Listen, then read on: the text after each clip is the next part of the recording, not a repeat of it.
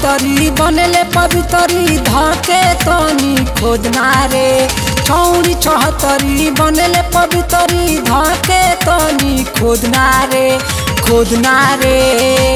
कि कौना जगह ना गोदवावे के वहाँ गोदवावला से गोदना रे कि जौना जगह ना गोदवावे के वहाँ गोदवावला से गोदना रे। छौरी चौहत्तरी बनले पवितरी धके तनी खोदना रे।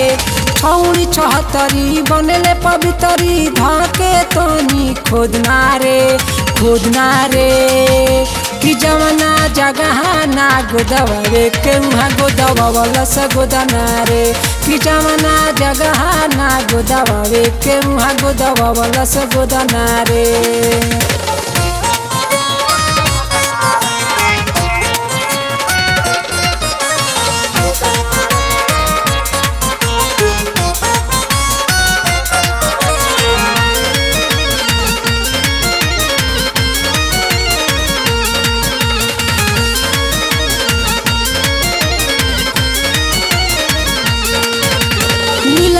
पर गोदवावले दिया और वो ठक नीचे और गोदवावले दिया दोनों के बीचे।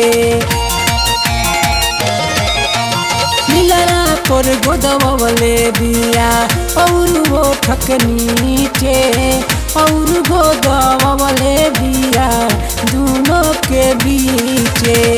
करे न शरम बियाई गरम बहुत पसारे ले रोदना रे। करे न शरम बियाई गरम बहुत पसारे रोदना रे कि जवना जगह ना गोदवावे के वहाँ गोदवावला से गोदना रे कि जवना जगह ना गोदवावे के वहाँ गोदवावला से गोदना रे।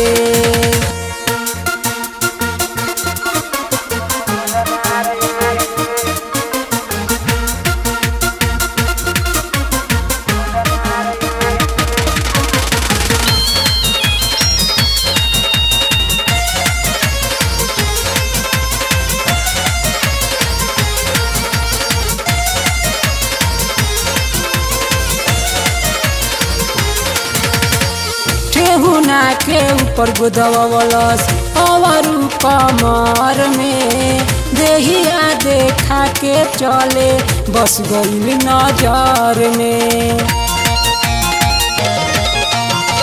ठेहुना के ऊपर गोदवावलस और कमर में देहिया देखा के चले बस गईल नजर में। चले बोल खा के कमरिया हिला के मौका मिले तो साधना रे।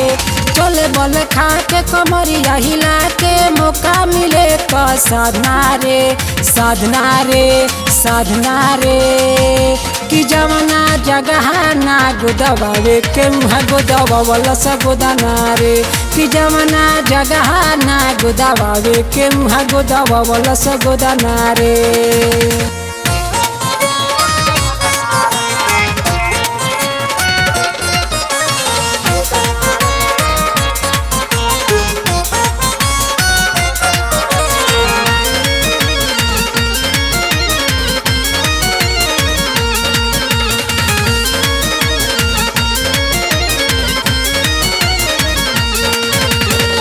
खाली नइखे कवनो जगह अंग अंग भरल देखी तो हर फूल फिगर दे सनवा पीछे पड़ल।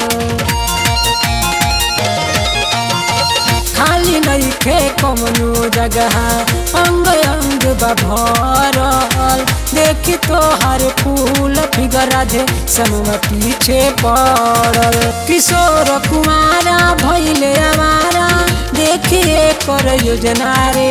किशोर कुमारा भइले आवारा देखिए कर योजना रे